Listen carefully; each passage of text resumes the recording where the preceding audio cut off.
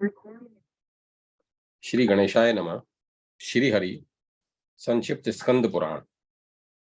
भगवत कथा के श्रवण और कीर्तन का महत्व तथा वैशाख मास के धर्मों के अनुष्ठान से राजा पुरुयशा का संकट से उद्धार।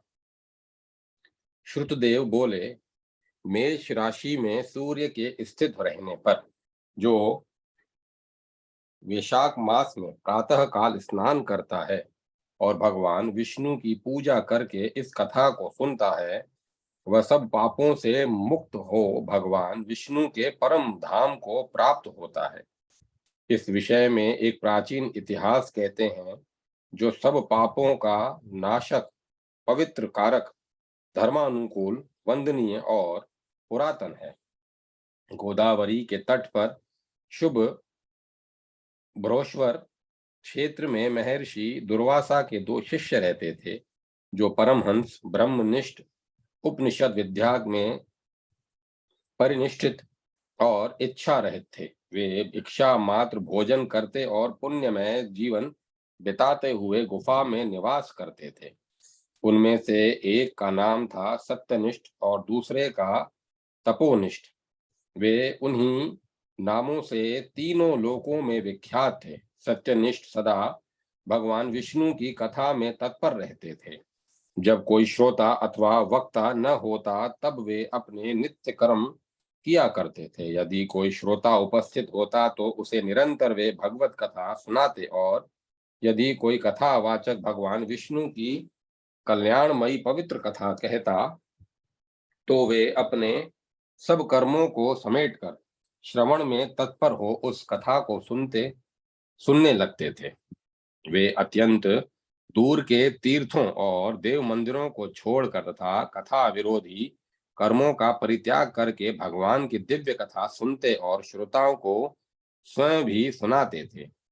कथा समाप्त होने पर सत्यनिष्ठ अपना शेष कार्य पूरा करते थे। कथा सुनने वाले पुरुष को जन्म मृत्यु में संसार बंधन की प्राप्ति नहीं होती, उसके अंतःकरण की शुद्धि होती है। भगवान विष्णु में जो अनुराग की कमी है वह दूर हो जाती है और उनके प्रति गाढ़ अनुराग होता है। साथ ही साधु पुरुषों के प्रति सौहार्द बढ़ता है।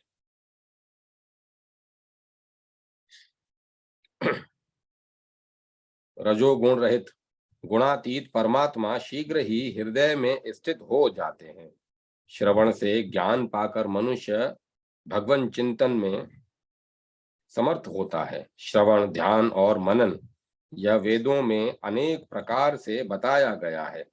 जहाँ भगवान विष्णु की कथा न होती हो और जहाँ साधु पुरुष न रहते हो, वह स्थान साक्षात गंगा तट ही क्यों न हो, निस्संदेह त्याग देने योग्य है। जिस देश में तुलसी नहीं है अथवा भगवान विष्णु का मंदिर नहीं है, ऐसा स्थान निवास करने योग्य नहीं है। यह निश्चय करके मुनिवर सत्यनिष्ठ सदा भगवान विष्णु की कथा और चिंतन में संलग्न रहते थे। दुर्वासा का दूसरा शिष्य तपोनिष्ठ दुराग्रह पूर्वक कर्म में तत्पर रहता था। वह भगवान की कथा छोड़कर अपना कर्म पूरा करने के लिए इधर उधर हट जाता था। कथा की अवहेलना से उसे बड़ा कष्ट उठाना पड़ा। अंतोगत्वा कथा परायण सत्यनिष्ठ ने ही उसका संकट से उद्धार किया। जहाँ लोगों के पाप का नाश करने वाली भगवान विष्णु की पवित्र कथा होती है, वहाँ सब तीर्थ और अनेक प्रकार के क्षेत्र स्थित रहते हैं। जहाँ विष्णु कथा रूपी पुण्यमयी नदी बहती रहती है, उस देश में निवास करने वालों की मुक्ति उनके हाथ में ही है। पूर्व काल में पांचाल देश में पुरुषया नामक एक राजा थे, जो पुण्यशील एवं बुद्धिमान राजा भूर्यशा के पुत्र थे। पिता के मरने पर पुरुयशा राज्य सिंहासन पर बैठे। वे धर्म की अभिलाषा रखने वाले, शूरता, उदारता आदि गुणों से संपन्न और धनुर्वेद में प्रवीण थे। उन महामती नरेश ने अपने धर्म के अनुसार पृथ्वी का पालन किया। कुछ काल के पश्चात राजा का धन नष्ट हो गया। हाथी और घोड़े बड़े बड़े रोगों से पीड़ित होकर मर गए। उनके राज्य में ऐसा भारी अकाल पड़ा जो मनुष्यों का अत्यंत विनाश करने वाला था। पांचाल नरेश राजा पुरुयशा को निर्बल जानकर उनके शत्रुओं ने आक्रमण किया और युद्ध में उनको जीत लिया। तदंतर पराजित हुए राजा ने अपनी पत्नी शिखणी शिखणी के साथ पर्वत की कंदरा में प्रवेश किया। साथ में दासी आदि सेवक गण भी थे। इस प्रकार छिपे रहकर राजा मन ही मन विचार करने लगे कि मेरी यह क्या अवस्था हो गई है। मैं जन्म और कर्म से शुद्ध हूँ, माता और पिता के हित में तत्पर रहा हूँ, गुरु भक्त उदार, ब्राह्मणों का सेवक, धर्म परायण, सब प्राणियों के प्रति दयालु, देव पूजक और जितेंद्रिय भी हूँ। फिर किस कर्म से मुझे यह विशेष दुख देने वाली दरिद्रता प्राप्त हुई है?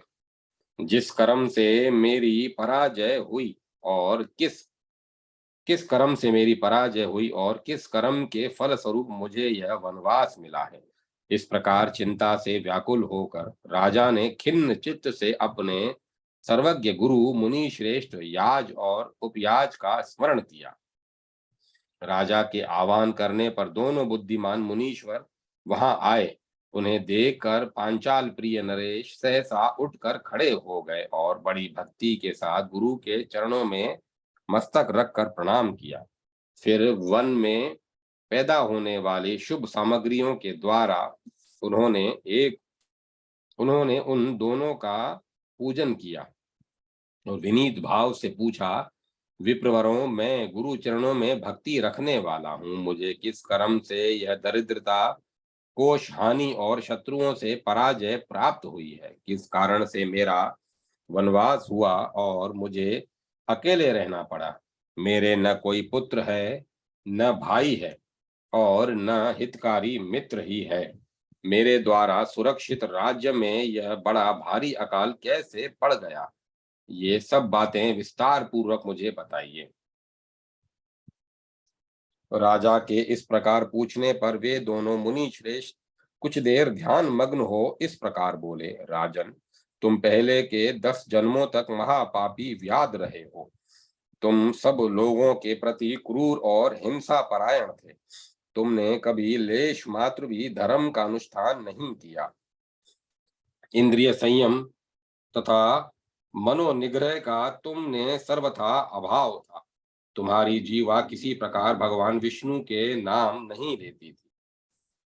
तुम्हारा चित्त गोविंद के चारु चरणाविंदों का चिंतन नहीं करता था और तुमने कभी मस्तक नवाकर परमात्मा को प्रणाम नहीं किया। इस प्रकार दुरात्मा व्याध का जीवन व्यतीत करते हुए तुम्हारे 9 जन्म पूरे हो गए। 10वां जन्म प्राप्त होने पर तुम स्वाहा पर्वत पर पुनः व्याध हुए।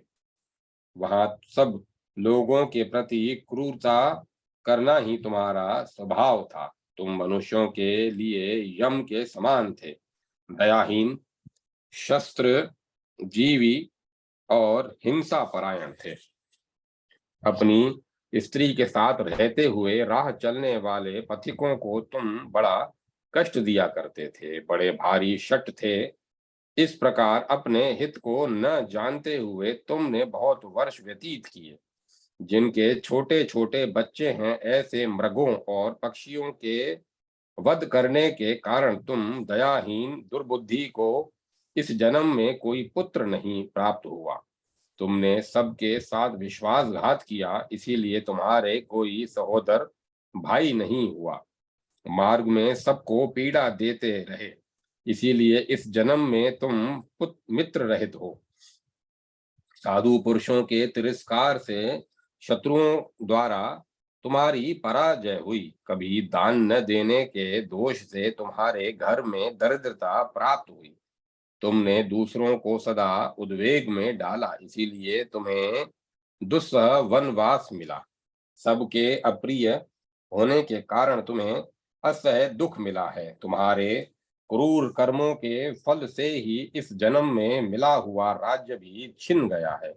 वैशाख मास की गर्मी में तुमने स्वार्थवश एक दिन एक ऋषि को दूर से तालाब बता दिया था और हवा के लिए पलाश का एक सूखा पत्ता दे दिया था। बस जीवन में इस एक ही पुण्य के कारण तुम्हारा यह जन्म परम पवित्र राजवंश में हुआ है।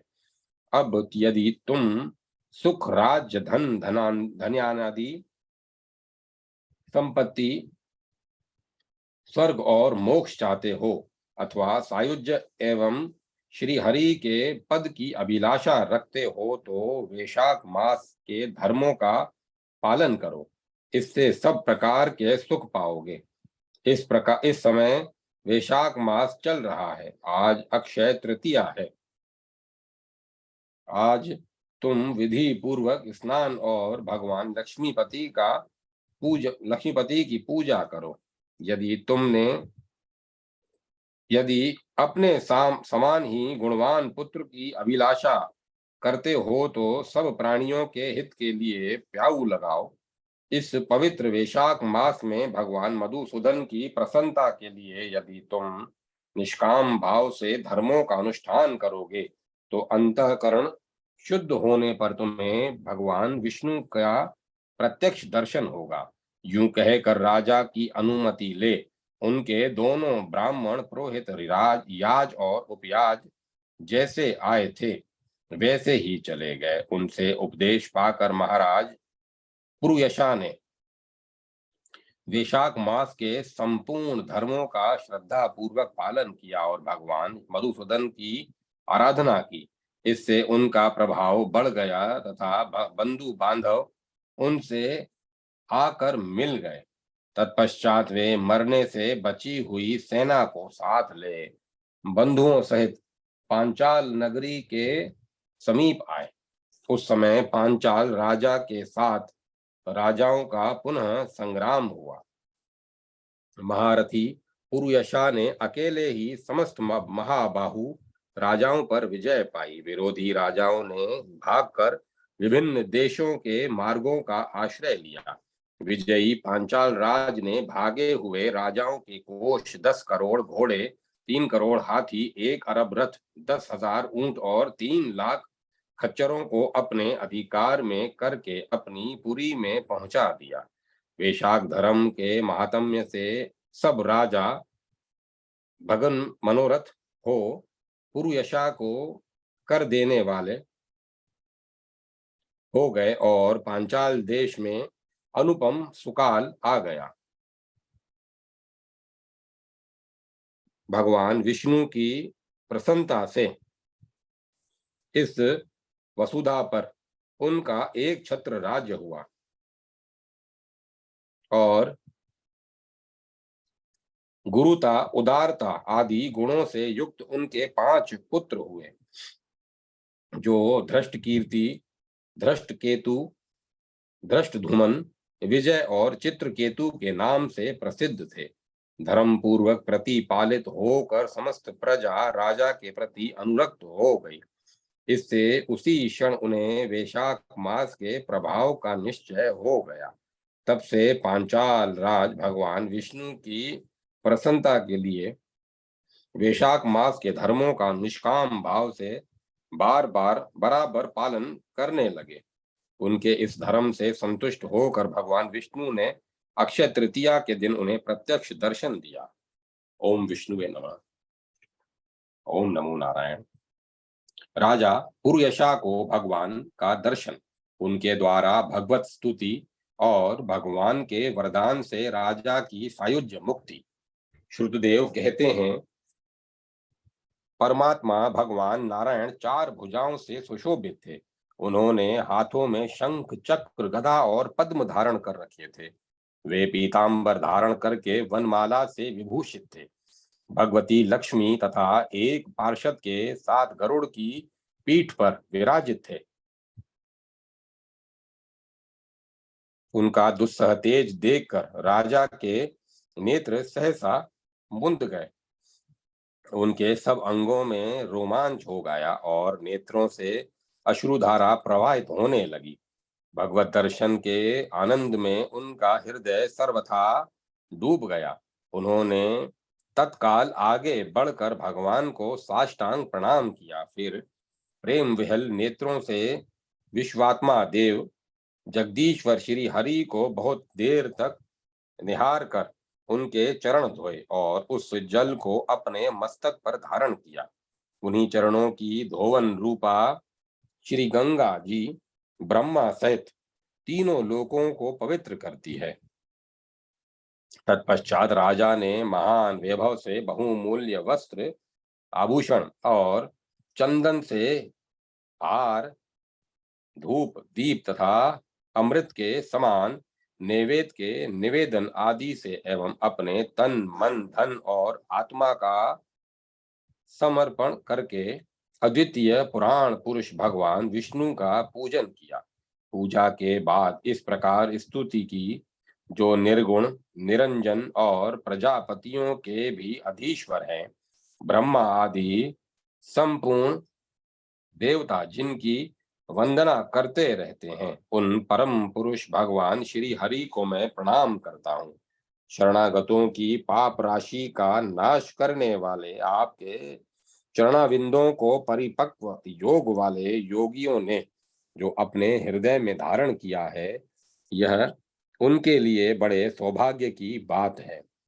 बढ़ी हुई भक्ति के द्वारा अपने अंतःकरण तथा जीव भाव को भी आपके चरणों में ही चढ़ाकर ये योगी जन उन चरणों के चिंतन मात्र से आपके धाम को प्राप्त हुए हैं। विचित्र कर्म करने वाले आप स्वतंत्र परमेश्वर को नमस्कार है। साधु पुरुषों पर अनुग्रह करने वाले आप परमात्मा को प्रणाम है। प्रभु, आपकी माया से मोहित होकर मैं स्त्री और धन रूपी विषयों में ही भटकता रहा हूँ। अनर्थ में ही मेरी अर्थ दृष्टि हो गई थी। प्रभु विश्वमूर्ते, जब जीव पर आप अनंत शक्ति परमेश्वर की कृपा होती है, तभी उस महापुरुषों का संग प्राप्त होता है, जिससे यह संसार समुद्र गोपद के समान हो जाता है। ईश्वर जब सत्संग मिलता है, तभी आप में मन और बुद्धि का अनुराग होता है। मेरा समस्त राज्य जो मुझसे छिन गया था, वह भी आपका मुझ पर महान अनुग्रह ही हुआ था, ऐसा मैं मानता हूँ।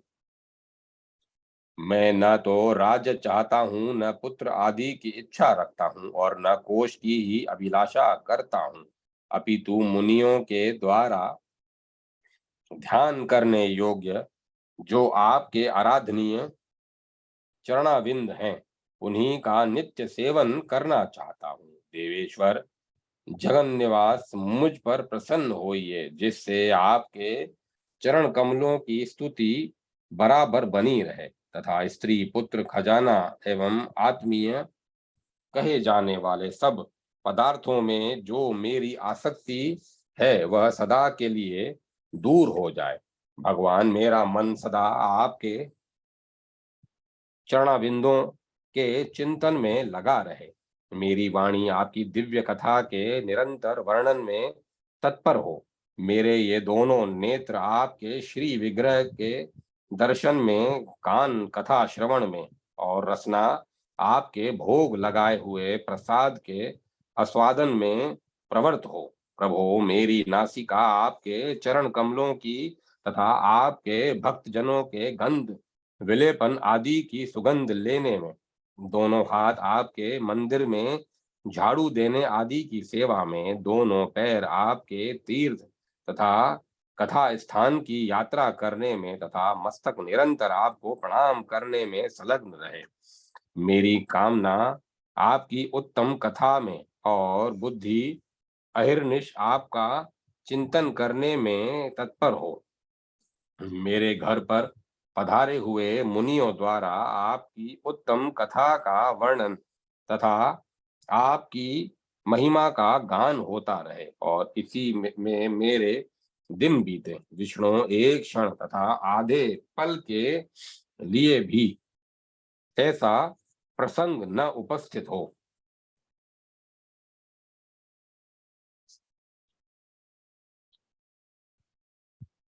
जो आपकी चर्चा से रहित हो। हरे मैं हरमेष्टि में हरे मैं परमेष्टि ब्रह्मा का पद, भूतल का चक्रवर्ती राज्य और मोक्ष भी नहीं चाहता, केवल आपके चरणों की निरंतर सेवा चाहता हूँ, जिसके लिए लक्ष्मी जी तथा ब्रह्मा शंकर आदि देवता भी सदा प्रार्थना किया करते हैं। राजा के इस प्रकार स्तुति करने पर कमल नयन भगवान विष्णु ने प्रसन्न हो मेघ के समान गंभीर वाणी में इस प्रकार कहा। राजन, मैं जानता हूं तुम मेरे श्रेष्ठ भक्त हो, कामना रहित और निष्पाप हो। नरेश्वर, मुझ में तुम्हारी दृढ़ भक्ति हो और अंत में तुम मेरा सायुज्य प्राप्त करो। तुम्हारे द्वारा किए हुए इस स्तोत्र से इस पृथ्वी पर जो लोग स्तुति करेंगे उनके ऊपर संतुष्ट हो मैं उन्हें भोग और मोक्ष प्रदान करूंगा। यह अक्षय तृतीया इस पृथ्वी पर प्रसिद्ध होगी, जिसमें भोग और मोक्ष प्रदान करने वाला मैं तुम्हारे ऊपर प्रसन्न हुआ। जो मनुष्य इस तिथि को किसी भी बहाने से अथवा स्वभाव से ही स्नान दान आदि क्रियाएं करते हैं, वे मेरे अविनाशी पद को प्राप्त होते हैं। जो मनुष्य पितरों के उद्देश्य से अक्षय तृतीया को श्राद्ध करते हैं, उनका किया हुआ वह श्राद्ध अक्षय होता है। इस तिथि में थोड़ा सा भी जो पुण्य किया जाता है उसका फल अक्षय होता है। नरश्रेष्ठ, जो कुटुंबी ब्राह्मण को गाय दान करता है, उसके हाथ में सब संपत्तियों की वर्षा करने वाली भुक्ति और मुक्ति भी आ जाती है। जो वैशाख मास में मेरा प्रिय करने वाले धर्मों का अनुष्ठान करता है, उसके जन्म मृत्यु जरा भय और पाप को मैं हर लेता हूँ। अनघ, यह वैशाख मास मेरे चरण चिंतन की ही भांति ऐसे सहस्त्रों पापों को हर लेता है, जिनके लिए शास्त्रों में कोई प्रायश्चित नहीं मिलता। राजा को यह वरदान देकर देवाधिदेव भगवान जनार्दन सबके देखते देखते वहीं अंतर ध्यान हो गए। तदंतर राजा पुरुयशा सदा भगवान में ही मन लगाए हुए उन्हीं की सेवा में तत्पर रहकर इस पृथ्वी का पालन करने लगे। देव दुर्लभ समस्त मनोरथों का उपभोग करके अंत में उन्होंने चक्रधारी भगवान विष्णु का सायुज्य प्राप्त कर लिया। जो इस उत्तम उपाख्यान को सुनते और सुनाते हैं, वे सब पापों से मुक्त हो भगवान विष्णु के परम पद को प्राप्त होते हैं। ओम नमो भगवते वासुदेवाय। ओम नमो भगवते वासुदेवाय। ओम नमो भगवते वासुदेवाय। शंख व्याध संवाद। व्याध के पूर्व जन्म का वृतांत। श्रुतदेव जी कहते हैं, राजन, पंपा के तट पर कोई शंख नाम से प्रसिद्ध परम यशस्वी ब्राह्मण थे, जो बृहस्पति के सिंह राशि में स्थित होने पर कल्याणमयी गोदावरी नदी में स्नान करने के लिए गए। मार्ग में परम पवित्र भीमरथी को पार करने के बाद दुर्गम जल शून्य एवं भयंकर निर्जन वन में धूप से विहल हो गए थे। वैशाख का महीना था और दोपहर का समय। वे किसी वृक्ष के नीचे जा बैठे। इसी समय कोई दुराचारी व्याध हाथ में धनुष धारण किए वहां आया। ब्राह्मण के दर्शन से उसकी उसकी बुद्धि पवित्र हो गई और वह इस प्रकार बोला, मुने, मैं अत्यंत दुर्बुद्धि एवं पापी हूँ। मेरे ऊपर आपने बड़ी कृपा की है, क्योंकि साधु महात्मा स्वभाव से ही दयालु होते हैं। कहाँ मैं नीच कुल में उत्पन्न हुआ व्याध और कहाँ मेरी ऐसी पवित्र बुद्धि। मैं इसे केवल आपका ही उत्तम अनुग्रह मानता हूँ। साधु बाबा, मैं आपका शिष्य हूँ, कृपा पात्र हूँ। साधु पुरुषों का समागम होने पर मनुष्य फिर कभी दुख को नहीं प्राप्त होता। अतः आप मुझे अपने पाप नाशक वचनों द्वारा ऐसा उपदेश दीजिए, जिससे संसार बंधन से छूटने की इच्छा रखने वाले मनुष्य अनायास ही भवसागर से पार हो जाते हैं। साधु पुरुषों का चित्त सबके प्रति समान होता है। वे सब प्राणियों के प्रति दयालु होते हैं। उनकी दृष्टि में न कोई नीच है, न ऊंच, न अपना है, न पराया। मनुष्य संतप्त होकर जब जब गुरुजनों से उपाय पूछता है, तब तब वे उसे संसार बंधन से छुड़ाने वाले ज्ञान का उपदेश करते हैं। जैसे गंगा जी मनुष्यों के पाप का नाश करने वाली है, उसी प्रकार मूढ़ जनों का उद्धार करना साधु पुरुषों का स्वभाव ही माना गया है। व्याध के ये वचन सुनकर शंख ने कहा, व्याध, यदि तुम कल्याण चाहते हो तो वैशाख मास में भगवान विष्णु को प्रसन्न और संसार समुद्र से पार करने वाले जो दिव्य धर्म बताए गए हैं, उनका पालन करो। मुनि श्रेष्ठ, शंख प्यास से बहुत कष्ट पा रहे थे। दोपहर के समय उन्होंने सुंदर सरोवर में स्नान किया और युगल वस्त्र धारण करके मध्याह्न काल की उपासना पूरी की। फिर देव पूजा करने के पश्चात व्याध के लाए हुए श्रमहारी एवं स्वादिष्ट केत का फल खाया। जब वे खा पी कर सुखपूर्वक विराजमान हुए, उस समय व्याध ने हाथ जोड़कर कहा, मुने, किस कर्म से मेरा तपोमय व्याध कुल में जन्म हुआ और किससे ऐसी सद्बुद्धि तथा महात्मा की संगति प्राप्त हुई? प्रभो, यदि आप ठीक समझें तो मैंने जो कुछ पूछा है वह तथा अन्य जानने योग्य बातें भी मुझसे कहिए। शंख बोले, पूर्व जन्म में तुम वेदों के पारंगत विद्वान ब्राह्मण थे। शाकल्य नगर में तुम्हारा जन्म हुआ था। तुम्हारा गोत्र श्री वत्स और नाम स्तंभ था। उस समय तुम बड़े तेजस्वी समझे जाते थे, किंतु आगे चलकर किसी वेश्या में तुम्हारी आसक्ति हो गई। उसके संग दोष से तुमने नित्य कर्मों का नित्य कर्मों को त्याग दिया और शूद्र की भांति घर आकर रहने लगे। यद्यपि तुम सदाचार शून्य, दुष्ट तथा धर्म कर्मों के त्यागी थे, तो भी उस समय तुम्हारी ब्राह्मणी पत्नी कांतिमती ने वेश्या सहित तुम्हारी सेवा की। वह सदा तुम्हारा प्रिय करने में लगी रहती थी। वह तुम दोनों के पैर धोती, दोनों की आज्ञा का पालन करती और दोनों से नीचे आसन पर सोती थी। इस प्रकार वैश्या सहित पति की सेवा करती हुई उस दुखनी ब्राह्मणी का इस भूतल पर बहुत समय बीत गया। एक दिन उसके पति ने मूली सहित उड़द खाया और तिल मिश्रित निष्पाप भक्षण किया। उस अपथ्य भोजन से उसका मुंह पेट चलने लगा और उसे बड़ा भयंकर भगंदर रोग हो गया। वह इस रोग से दिन रात जलने लगा। जब तक घर में धन रहा, तब तक वेश्या भी वहां टिकी रही। उसका सारा धन लेकर पीछे उसने उसका घर छोड़ दिया। वेश्या तो क्रूर और निर्दयी होती ही है। उसे छोड़कर दूर के पास उसे छोड़कर दूर के दूसरे के पास चली गई। तब वह ब्राह्मण रोग से व्याकुल चित्त हो रोता हुआ अपनी स्त्री से बोला, देवी, मैं वेश्या के प्रति आसक्त और अत्यंत निष्ठुर मनुष्य हूँ, मेरी रक्षा करो। सुंदरी, तुम परम पवित्र हो, मैंने तुम्हारा कुछ भी उपकार नहीं किया।